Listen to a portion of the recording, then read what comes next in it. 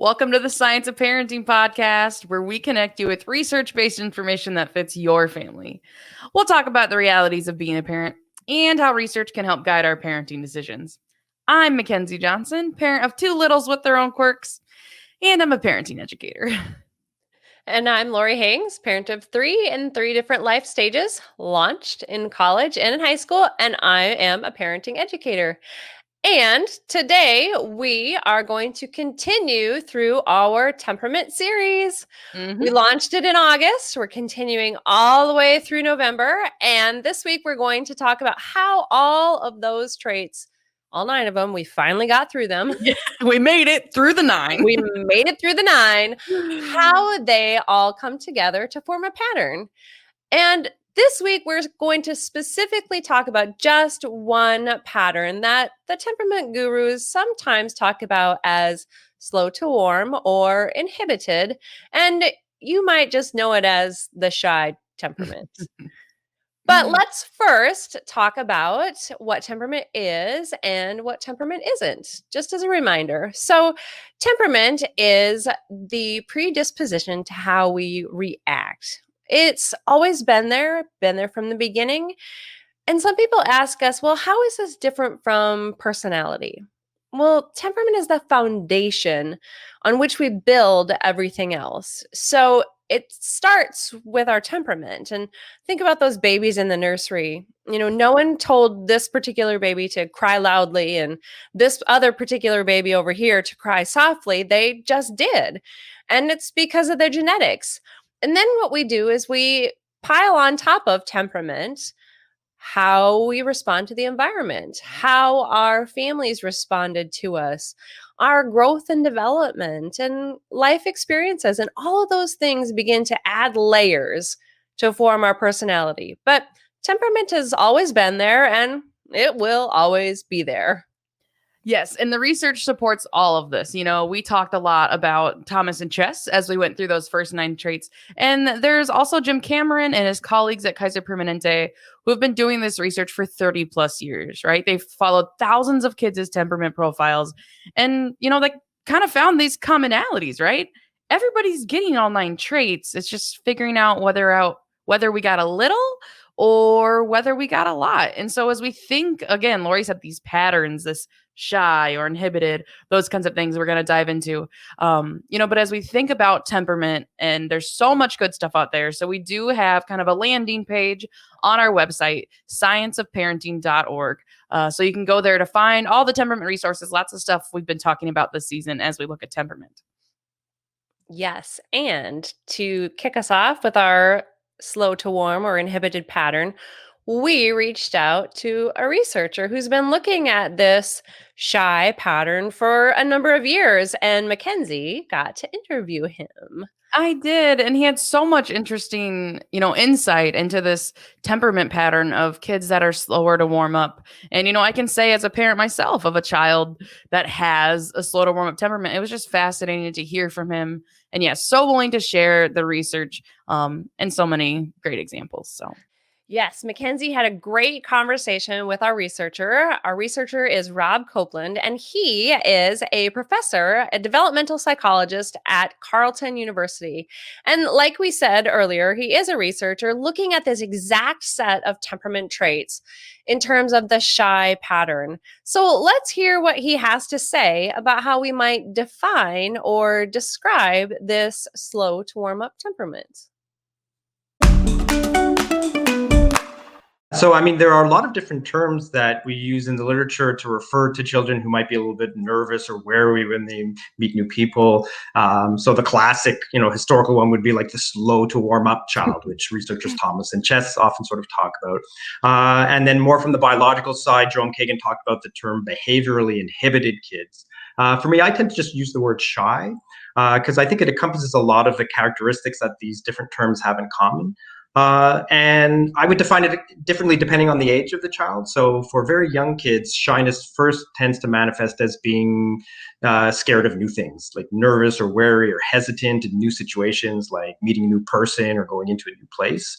And that's kind of like the classic slow to warm up. That's, I guess, where that term came from Yes, Thomas and Chet. I definitely see that in both of my kids. Like my youngest is about 1 and he is Mm-hmm. also slow to warm up or shy and yeah, just like a little bit of fear, doesn't like to be Yeah. passed around, Yeah, and exactly. And at around age 1 is just around the time when kids develop that sort of primary attachment to their parents. And then they start to differentiate between like people I know and people that I don't know. And Mhm. then, of course, a natural reaction for most children at that time is if I don't know you, then I'm a little bit nervous to sort of meet you. And then when kids get a little bit older, their self-system develops enough to kind of understand that, other people might be thinking different things than they are thinking. So very young kids are quite egocentric. That's the term that we would usually use, where they think everybody thinks everything that they do. If I like chocolate ice cream, everybody likes chocolate ice cream. They If I'm must, right? happy, exactly. If I'm happy, everybody's happy. But when we get a little bit older, we come to understand that someone can actually think different things than we are thinking. And more than that, they can think different things about us than we think about ourselves. And that's where embarrassment and self-consciousness can come from. And children who tend to be more shy when they reach, ages 4, 5, 6, and into sort of middle childhood, they also start to be sensitive to being the center of attention. They start to not like, feeling like they're being evaluated or watched by others. And so situations like show and tell, standing up and having to talk in front of the class, or even just having everybody, congratulate you on something, or even something good where everybody's looking at you and talking to you, can be a stressful situation for them. So, shyness can have sort of physical, emotional, and behavioral kinds of characteristics. So the physical ones are usually the easiest to sort of spot, right? So blushing is one, averting gaze, not looking people in the eye, right? Not making eye contact, contracting your body, making yourself small is often a sign of feeling nervous. If I want to identify the shyer children on the playground or, during recess or something, I will look for the kids who are watching others play but not joining in. Okay, so we would call that sort of hovering behavior. And that's because kids who tend to be shy, it's not like they don't want to play with other children, right? They have this desire, they have this interest. They are generally quite interested and wanting to be engaged, to play, to hang out, to speak to other kids. So I would call that an approach motivation, right? They have a desire to approach. They want to play. But at the same time, that approach motivation is being wrestled with by an avoidance motivation. And their avoidance motivation is, this is kind of scary. I'm feeling a little bit nervous. What if they're thinking something bad about me? What if they say no if I ask them if I want to play, right? And so it's that push-pull. And that's why sometimes they literally get stuck, right? They inch up closer to where their children are playing and they're clearly interested, they're watching, but they just can't get past the lip of that, of that crater to dive in and engage with them. So they end up watching but not joining in. So those are some of the sort of the more overt kind of behavioral signs you might see. Other times you might see signs of like overt signs of anxiety, maybe biting nails or pulling on your hair, right? Sucking on a finger or a thumb. Those are just, those are classic kind of signs of nervousness that sometimes accompany feelings of shyness. So the overt things are relatively easy to spot once you know kind of what to look for. The other ones are a little trickier, right? So the emotions that underlie these responses usually, are either having to do with fear and just being scared of a situation. It's, it's almost like they're expecting something scary to jump out anytime, and their body is already kind of primed for that fear response.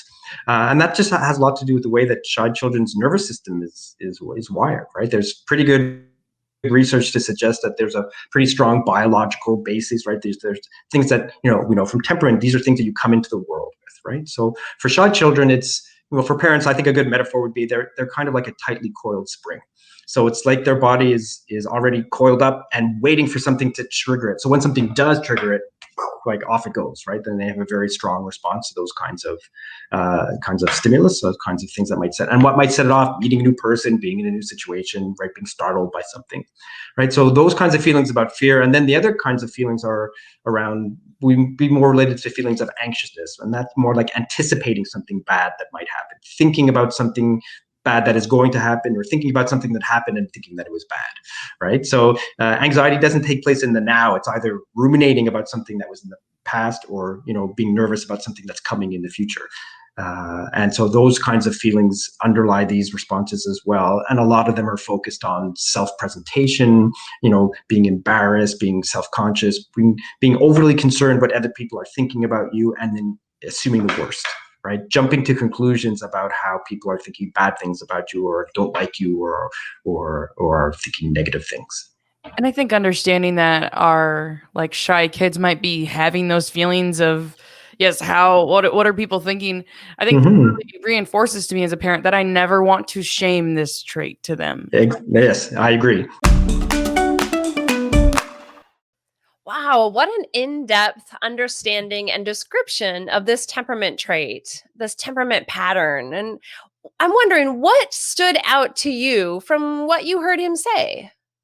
I could have just sat there and listened to him all day and been like, oh my gosh, that makes sense too. So all of it is so good. But in terms of understanding and kind of recognizing this in our kids, some things in particular, one was understanding that my child who's slow to warm up, their body is biologically primed or biologically wired for a fear response. Mm-hmm.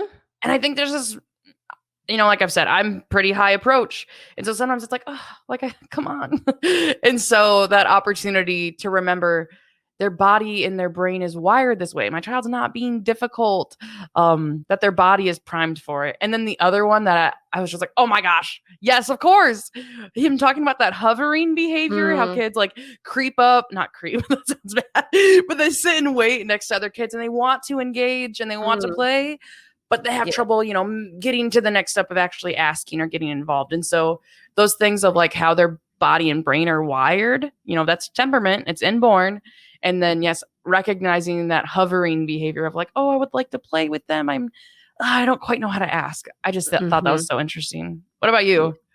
Well, I really liked how he described how this pattern interacts with the different developmental tasks that are happening at each different age. Absolutely. And as we look at the physical and emotional and the behavioral characteristics that can really begin to help us recognize this slow to warm pattern. Yes. So good. And so good. Well, and like the blushing or, the like little anxious behaviors. There's so many, he gave us so many things to look for as we think about understanding our kids and kind of their temperament and behavior. So I just love that so much. Absolutely. And in that clip, you also mentioned that hearing this explanation really made you think that you don't want to shame this trait. Tell me what you mean about this thought process. Well, honestly, it hadn't really occurred to me. I mean, I'd like to think I'm hopefully not shaming my slow to warm up child anyway, but him talking about how they reflect on them, like on what's going on and how people perceive them, and that's something they, I think he used the word ruminate, they think on and think on. And so it's just like, okay, so if I would tell my child like, gosh, why are you being like that? That makes you look blank, I just feel like that would just like kind of affirm their worst fear, right? And I just think of how like painful that could be. And so, I mean, yeah, I hope I'm not doing that anyway, but it's just like a really important reminder. Like that is not a thing that I want to be doing with my slow to warm up kid who's already very sensitive to how other people perceive them. Absolutely. And my slow to warm up kid is about to be 21. And this idea that there is no amount of coaxing, yelling, pushing that is going to bring them around sooner. I mean, I could tell you at 21 that no shoving's gonna do it. Just don't, right? And they become anxious, honestly, if they're pushed too soon. And I know that there are times where Emily was truly, absolutely 100% feeling afraid, and her fight or flight kicks in. The sweaty palms, the racing heart, and just that legitimate psychological, physiological response. Yes. Yeah, that body and brain, right? They're wired for it. And I mean, and it really it can be a strength, right? They're prepared, their body's preparing them to respond to a threat. It's just that they might be threats they're experiencing that I might not see as a threat. Right? Absolutely. And, I love the conversation that you all had on how do parents who have a slow to warm up child, how do we work with that child? What are some strategies we can have? What are some ideas and things that we can do with them? Oh yeah. And so this is the majority of what we talked about is how do we parent our kids who have that slow to warm up pattern? I'm going to talk, you're going to hear me talking about being this high approach parent of a slow to warm up child. But yeah, as parents, no matter where we fall on that temperament continuum, how do we parent our kids that have this pattern of being slow to warm up? And so this clip is a little longer. But it was just so good to talk to him. And so I just think it's so good to share with other parents because, yeah, so many good strategies and things to listen for from Rob. But I tend to have a very high approach. And so with my daughter, it was like come on. Yeah. Well, I mean, understand it. But naturally for me, it was like, it's fun to do these things or to it's like having a different species in the house, right? If you're an extroverted, outgoing parent and you have a shyer child, then you could feel like it's like, night and day, right? It's like, very difficult to put yourself in that person's shoes to understand their feelings. And so for those kinds of parents, there are unique challenges. If you happen to be an outgoing parent and you have a shyer child, then part of it is just learning to understand that their body reacts to these situations differently than yours does. Yeah.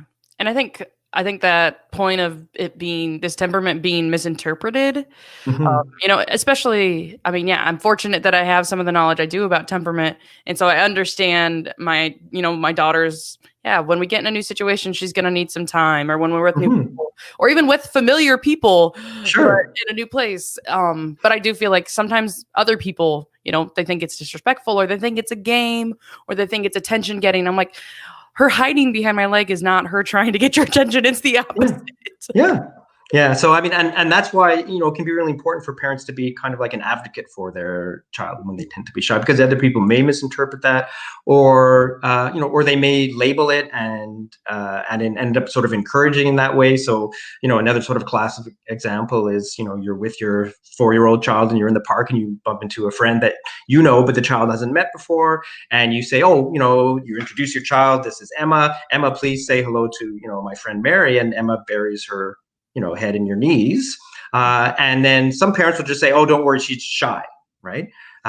Or even the other person might say, oh, I see your child is shy. Mm-hmm. Now, I mean, that feels like it's not meant as anything less than just, a comment. It's not meant in any derogatory kind of sense. But it does put a label on the child that they listen to and hear. And in some ways, it sort of, reinforces their behavior, because what they're hearing is that, oh, I'm shy. Right. And therefore, it's OK for me to do this. And that's what shy kids do. Right. And especially when kids are young, the way that they develop their sense of self, the way that they come to understand who they are and what attributes they have, what characteristics, it comes from the feedback they get from important others. And if your mom or people around her, or your dad or grandparents are saying you're shy, then you're going to grow up thinking that you're shy. And it also kind of excuses you from the behavior. Right. So it's like, I'm shy, so I bury my face and I don't say hi. So what I actually do, this is an example that comes up all the time with parents who might have kids who tend to be a little bit more shy. They say, what do I do? And my advice would be to be an advocate for your child. So don't use that label yourself. And if your friend says, oh, I see your child's shy, then intercede on your child's behalf and say, actually, sometimes she's just a little bit nervous when she meets a new person, but in a little while, she'll say hello to you.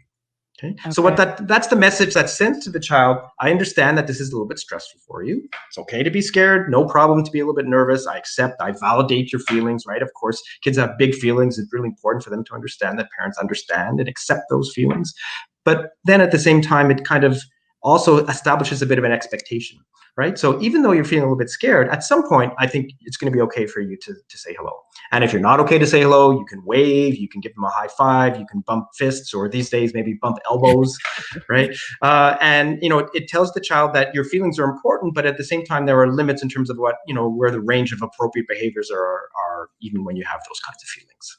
Absolutely. And I think that, that's a beautiful balance of, we've talked about the authoritative parenting style. Right. Yes. We usually just talk about it in terms of we can hold in that expectation and provide warmth for our kids. 100%. Honor those feelings Yeah. and help them learn that, like, but the expectation is going to be. Right. So when we talk about sort of those kind of, parenting, and especially parenting around emotions, a lot of the focus is always on more externalizing aggressive and angry emotions, right? Where the parent accepts the feelings. It's okay that you're mad. I understand that you're frustrated. It's okay to feel frustrated, but when you're frustrated, it's not okay to punch your brother in the face, Yes. right? So there are limits of behavior that even when you're mad, it's still not okay to do these things. And here's some other things that you can do that would allow you to, to more successfully negotiate those feelings. So what we would suggest is a similar approach, but around fear, right? It's okay to be scared. It's okay to be nervous. But even sometimes when you feel scared and when you feel nervous, you still have to act in a brave way and make the child understand that being brave is not the absence of fear. It's not the absence of nervousness, but it's moving forward and trying something your best, even when you feel nervous and even when you feel scared.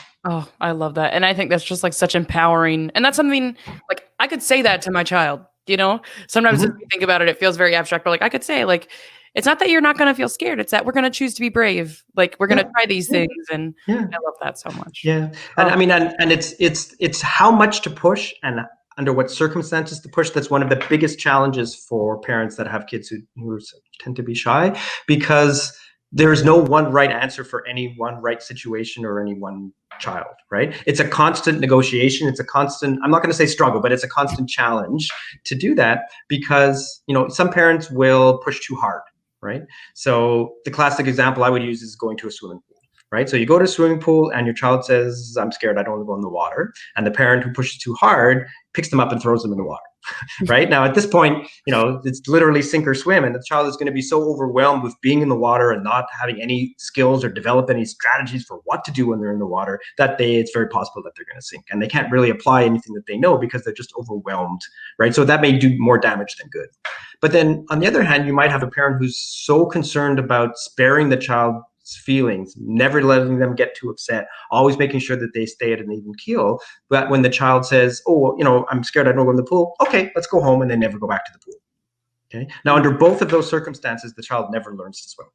Right. So what would be a compromise? A compromise would be like, okay, I understand that you're a little bit scared. So today we're not going to jump in the pool, but maybe we'll take off our shoes and socks. We'll stick our feet in the water. We'll sing some songs. We'll get comfortable. And that's it for today. Then we'll go have an ice cream. Then we'll come back the next week and we'll go in up to our waists on the first stair. Right. And then we'll go have another ice cream. And then we'll come back the next week and we'll go in and I'll hold you and we'll float around in the water together. You can see I'm setting small little steps for them to do, rewarding them with lots of praise and love and for reinforcement as they make the smallest little advancement along that little step ladder that I've set for them. And eventually we'll get to the goal that we want to do. But the key is not to do it too fast or too slow or not at all, right? And it's easy to apply those kinds of situations, to that kind of approach to a social situation, right? So, you don't have to say your name and introduce yourself when I meet a new person, but maybe you just have to look them in the eyes the first time and wave, or maybe you just have to, give them a high five, or you can just say your name without having to say anything else. And you can eventually move towards being able to introduce yourself and talk to them. But again, little goals instead of one big goal. And break it down for them and talk to them about how each one, you can even plan ahead for these things, talk about some strategies for dealing with it, also that it's not so overwhelming and large for them. Yes. And I can picture those conversations that we've been able to have, with our daughter who's 4 right now. Just like even in the car, like, okay, this is where we're going. This is what we'll expect. And being able to say, like, there will be people here you don't know, or this is a place we haven't been before. And like, okay, you're going to have, sometimes it's 2 minutes, not a lot of time, but like, this is where we're headed and what's going to be going on there. Yeah. So that's a fantastic strategy, because you're trying to take some of the novelty out of the situation and you're trying to tell them some things to expect so that they can at least, prepare themselves a little bit. And maybe even you talk a little about, here's some things that you could do, or maybe one thing you could try is this. Now, of course, it's still going to be hit or miss, right? Sometimes they're going to have successes. Sometimes they're going to have steps back, right? So it's really important to understand this. It's a long, like when you are helping your child with these kinds of coping strategies, it's a lifelong set of goals that you have, right? You are trying to set them up with coping strategies, abilities, skills that are going to help them deal with their initial kind of nervous reaction to a new situation with a tool set that they can use for the rest of their lives. So you got a lot of time to do this. You don't have to solve it in a day, right? You can be effusive in your praise and support for every small little advancement. You can be understanding and empathetic for every little 2 steps back after the 1 step forward, and go for the, aim for the long haul, because that's really what you're in it for with your kids. And then, if you step back and look over a longer period of time, hopefully you see a kind of a slow and steady increase in how things are going. Yes. Excellent. I mean, yeah, kind of those hills and valleys, but hopefully exactly the overall trend. Higher, that's right. Yeah, upward exactly. trend is a good thing. Excellent. For parents who do try to jump in and solve the situation, it's a pretty understandable response, right? You're perceiving your shy child as vulnerable. You don't want them to get upset. You don't want them to cry. You don't want them to have their feelings hurt. And so it's a very understandable and natural temptation to jump in and solve the problem for them, right? And so what solves the problem? Either you do it for them, so you speak for them when they don't speak, right? Or you remove them from a situation that is causing them stress so that they don't have to face it, okay? Which in the short term, it works great. Right? The child doesn't have to face the difficult situation, and nobody cries, and everybody feels better right then. Unfortunately, despite the short-term effectiveness of that kind of strategy, it has longer-term implications that are not so positive, right? So if you're always jumping in and solving the problem for your child, or removing him or her from the situation so that she's not having to face it, then your child never develops his or her own coping strategies, her own ways of dealing with those stresses. And then they hit school and you're not there to do that for them. And then it's much more of a problem, right? So you're not actually helping them by doing that. The way that we always try to, balance that is that you want to push them just enough to give a little bit of edge, I guess, to what they have to do. But as you mentioned before, with tons of support, understanding that there's going to be hits or misses, 1 step forward, 2 step back, just always providing that kind of support and aiming for the long, slow set of improvements as opposed to trying to get them to fix it in one day. Yes. And I think that also gives us a little grace, like you said, about the long haul, right? That's what we're absolutely at the long haul. And so it's not that we're going to have to quote unquote do it perfect, which doesn't exist. Of course. Every time. But over time, we want to be building those skills or helping our child. That's right. Because they're going to have this temperament forever. And so how are they going to navigate the world with it? Absolutely. And I think it's really important. A really basic message for parents around this kind of stuff is that, shyness is a temperamental trait. It's part of your personality. Okay. There are people all over the world who vary on this trait. Some are higher, some are lower, right? This is a part of who people are. Okay. It's not a clinical term. It's not associated with a mental health problem. This is just part of people's personality. Okay. And with every personality trait, with every temperamental trait, there's some situations that are going to be easier and there's some situations that are going to be harder. And our goal, whenever we talk about these kinds of, parenting interventions or parenting strategies, we're not trying to change who the child is. We're never trying to tell them not to be who they are. All we're trying to do, as I mentioned before, is just give them a good set of tools, give them coping strategies, give them skills that they can use for their whole lives so that their shyness never puts them at any kind of a disadvantage or puts them in a difficult situation, because sometimes the world demands that we speak in front of people. Sometimes the world, is new and we're going to encounter new people in new situations. School is a classic example of an environment that is really not designed with shy children at all, right? Show and tell is like the shy child's worst nightmare. This is supposed to be a fun thing in kindergarten. Stand up in front of all these other people, speak. We're all going to stare at you, and I'm going to grade you on how you're doing. One of the things I always make sure parents understand is as a species, it's good for humans that not everybody is like bouncing off the wall, extroverted and sociable, right? It is good for us that we're not all high, super approach people. It's very good that not everybody just jumps in and is, gregarious and full of positive. These are good people to have, but you don't need everybody to be like that. It's probably good for us. Some people need to heed caution, right? Some people need to, exactly. It's like some people need to be a little bit more cautious, maybe focus on some threats in the environment a little bit, think a little bit before they act, be a little bit more sensitive to their surroundings. This is a great balance to have in any group or in any sort of situation. And in fact, some of our recent work, we've been speaking to teachers and coaches of sports and extracurricular activity leaders about what are some of the positive aspects of having shy athletes on your school team or shy students in your classroom. And, we were, really pleased to see exactly those kinds of comments come from the people who are working with these kids every day, right? So they'll say things like, "Oh, it's wonderful to have some shyer students on my, on my soccer team because they listen really well, they're very coachable, they give a more variety to the social interactions that are going on with the team. They can be quiet leaders. They lead by doing as opposed to leading by talking, and they really help other children understand feelings, and they're very good at sensitive to other people's feelings." And they talk about all these really wonderful positive components of having a mix of temperament and a mix of personality on a team, and we get very similar things from teachers. So again, you love your child for who they are, and then it's our job as parents is to just again help them cope, help them use the benefits and disadvantages of some of their immediate temperamental responses so that they can always make the best out of the situation. Absolutely. Our writer Barb often reminds us, like, she'll write in temperamental gifts, the temperamental gifts that we have, because there is something wonderful about every temperament trait, and we tend Absolutely. to assets and liabilities, and we know those assets and liabilities even look different across different ages and stages. Yeah, very much across very different situations, right? So it's it's really important to remember that these are not, I think shyness gets a bad rap in terms of popular press and the media, and because it's often equated with more serious, but some in some way similar, clinical mental health disorders like social anxiety disorder, right? That does share some conceptual similarity with shyness, and maybe think of it as like a super extreme version of those underlying traits. But it is true that if you have a shy temperament, it does put you a little bit more at risk for developing some of those issues. And I think we would be remiss if we didn't make sure that parents understood that. But biology is not destiny. This is not a straight path from being born somewhat inhibited or somewhat shy to developing social anxiety disorder. There's lots of stuff that goes on between there and that serves to push children in different directions. And that's why these kinds of early skills and coping strategies are so important. Oh, it was so good to listen to him share so much insight for this pattern.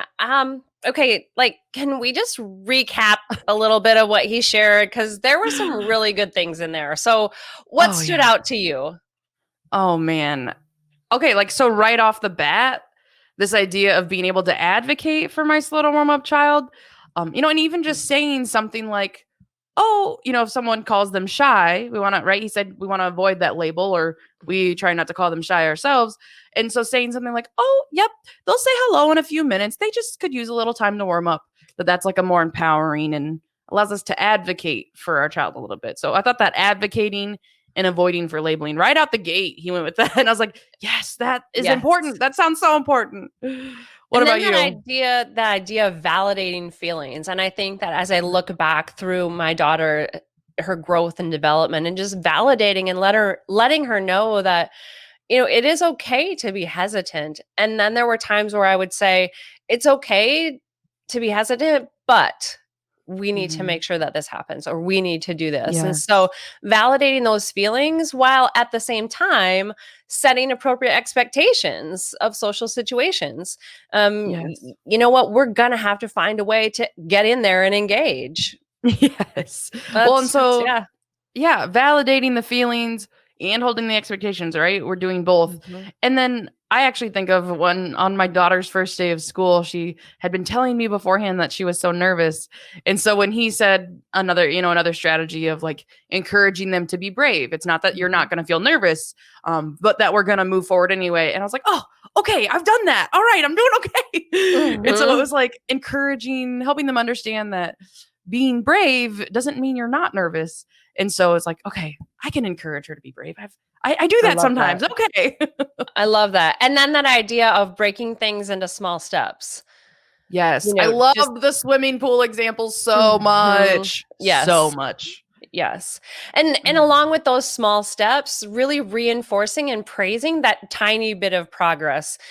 We all need wins, right? We all need little wins throughout the way. And especially with that slow to warm or inhibited child, we need to celebrate those little tiny progressions and wins. Yes. I noticed you went up to someone that you didn't know and asked if you could play Mhm. with them.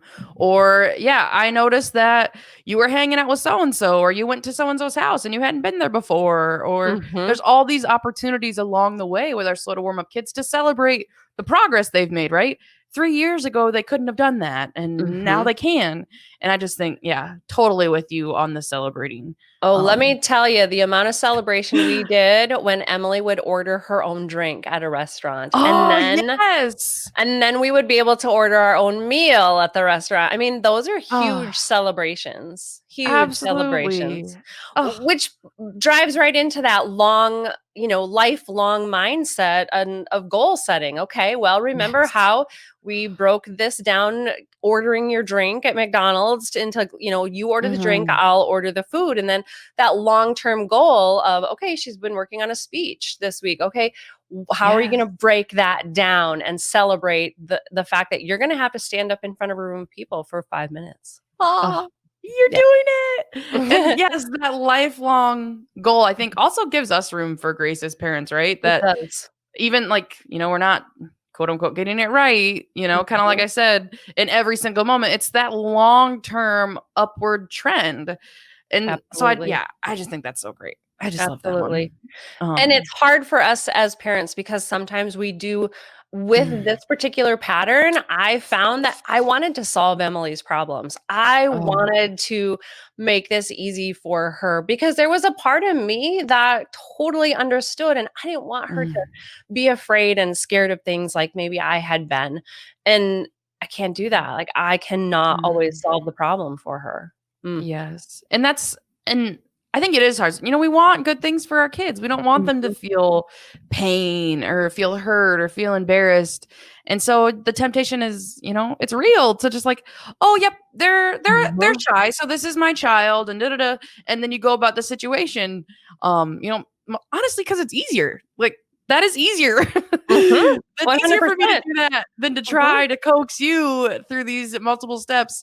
And so it's a Yes. totally understandable response. And it's not well, every time they have to, right? He talks about that there'll be steps backwards. But yeah, Absolutely. lifelong mindset. But we don't want to always be solving the problems for our kids.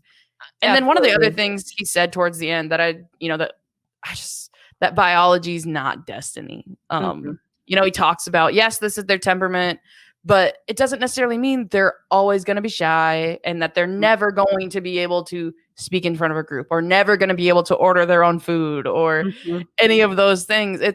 This is their temperament, and the temperament trait, their pattern of behavior over time, it will Mhm. be their reaction, but they can learn the skills to navigate it. And so I think They that's also can. like that helps me take heart as a parent, right? Like, yes, right now I'm trying to teach you to like look people in the eye when you introduce yourself or when they say hello to you. Mhm. Okay, well, eventually we're going to build up to a point where you can speak in front of a room of people. Like, we can do that. Just a lifelong mindset. It is. And just when you think that, now that they've conquered ordering the drink, you have to recognize that, like he said, sometimes you're going to need to Mhm. order the drink for them and they're going to go backwards and that's okay. And, Mhm. these are really strategies about how we, go about developing that goodness of fit that we've talked about this whole time with our child. And we're Mhm. learning to respond to their temperament and how to help them successfully navigate the world. And he also shared some what's wonderful. And we've Oh, talked about that too. yeah. And I love his what's wonderful ideas in terms of Oh, these temperament, shy, inhibited, slow to warm kiddos, they end up being really coachable and they're going to be those strong, quiet leaders and they take caution and they're sensitive to others' feelings and they can actually help other kids understand each other's feelings. oh, I love yes, and I gotta be honest, right? I laughed a little bit in the middle of that clip. I'm like, "Well, someone needs to take caution, Mhm, because this high approach person right here maybe isn't." mhm. But so it is, we need that balance, and yeah, sometimes we worry so much, I think, about our kids' slow to warm up or shy behavior that we forget, like, but this is also wonderful because, right? Because Absolutely. of these other things, like, yeah, being sensitive to other kids' emotion, like, that's a quality that I want, and for kids that are slow to warm up, that might come a little more naturally, like, that's a great thing. Huge Oh, gift, like Barb Dunn Swanson would remind yes. us. Huge gift. Yes, it's a Yeah, huge gift. huge gift. Um, yeah, and so in addition to all these great strategies, we do have another clip. We usually try to kind of come together towards the end of our episode and outline all these strategies. Well, Rob kind of did that for us, right? Right. From the research and from his Thank insight. you. Yep, thanks, Rob. And so this time we're gonna do things a little different. He gave us this really great example when we were talking that kind of, I think, brings home all of these strategies together in like a real life way, in a real life situation that we might have with our kids. So let's go ahead and let's take a listen to this last clip. So I guess, I mean, if I even, like I said, I even think with my own child, my daughter that's a little kind of slow to warm up or shy, like when we're going somewhere new, and I can maybe, right? Temperament is that pattern of behavior. I can anticipate Mhm. this might be hard for her. What can I do? Right. So, I mean, I guess a classic example would be like, you're on your way to a birthday party, and there's going to be some kids that she knows there, but also some kids that she doesn't know so well, and some new adults in a new situation. And you're driving over in the car, and you look back and you see that she's already getting a little bit nervous. As we kind of talked about before, you want to have that conversation in the car where you just kind of maybe do a little role playing, talk about little strategies, try to make the situation less novel, less new, less intimidating for them. So I even heard you say something before. We're going to a party. There's going to be some kids that you know. There's also going to be some other kids that you don't know there. No problem. I'm going to stay with you at the beginning. You can stand right next to me if you want to. Maybe we'll try waving at some kids. You might try to look for someone who you know well. I think your friend Mackenzie's going to be there, and you can talk to her. What do you think would be something that you could say to one of the children that's new if you want to introduce yourselves, and you could practice saying that back and forth. So you're sort of prying them a little bit in a nice, relaxed way, just letting them know, I understand it's going to be a little bit scary. No problem. We got this. You might feel a bit scared, but I'm going to help you. Okay. And then when you actually get there, just be prepared to support them as much as they need. And if you walk in the door and the child grabs you by the legs and buries her head in your knees, you can say, I understand that it's scary. No problem. Take your time. We can stand here for a little while, and then we're going to go speak to some people afterwards. And here, if someone comes up to you and says, oh, I see that your child is shy, that's a chance for you to advocate for them and say, no, it's okay. She's just a little bit nervous sometimes when she meets new people, but she's going to be fine. We're going to come talk to you in just a couple of minutes. Just give her a minute or two so she can collect her feelings. It's all going to be okay. Right? So again, you're communicating to the child, your feelings are okay. I understand that this is a little bit stressful for you. I'm on your side. I'm pulling for you, and we're going to work through this together. Oh, I love that so much. And things that I feel like I can do, that realistically we can pull off in a wide variety of situations. That those are like great strategies for us. Yeah.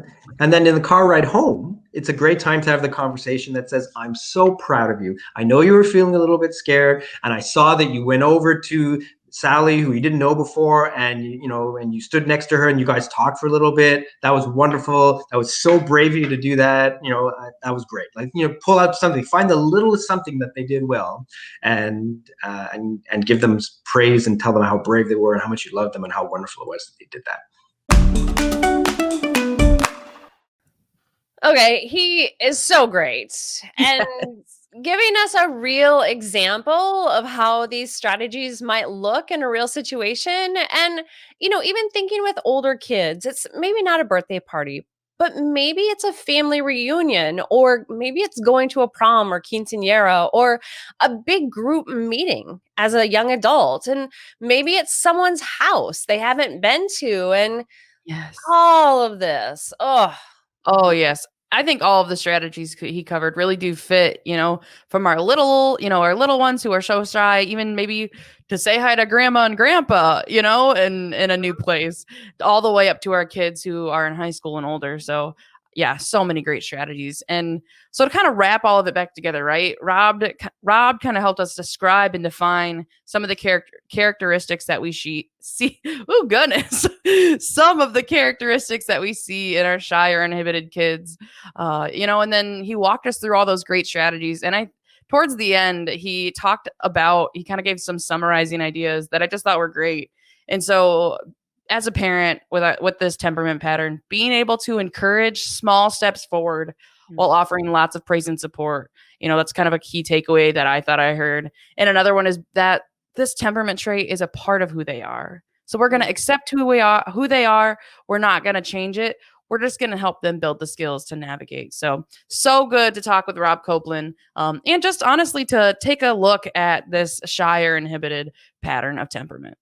Absolutely. So thanks for joining us today on the Science of Parenting podcast. And remember to subscribe to our weekly audio podcast on Apple or Spotify or your favorite podcast app. Watch the show on video each week. And every once in a while, you can find us on Facebook Live, where we take your comments and questions. So please come along with us as we tackle the ups and downs, the ins and outs, and the research and reality all around the science of parenting.